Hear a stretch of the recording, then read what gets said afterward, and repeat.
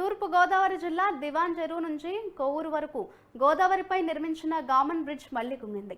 ఆదివారం సాయంత్రం Gammon bridge పై కొవ్వూరు నుంచి రాజమహేంద్రవరం వైపు వెళ్లే దారిలో 52వ స్తంభం జాయింట్ వద్ద వంతెన అర అంగుళం మేర కుంగింది.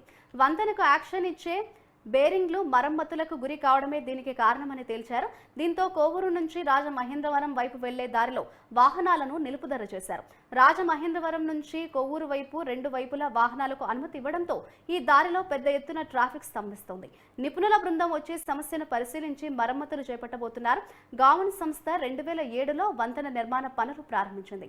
విజయవాడ విశాఖపట్నం ఎక్స్ప్రెస్ హైవేకు అనుసంధానంగా గోదావరిపై సుమారు 808 కోట్ల రూపాయలతో గామన్ బ్రిడ్జ్ ను నిర్మించారు. 2015లో పుష్కరాల నిమిత్తం హడావిడిగా ప్రారంభించారు.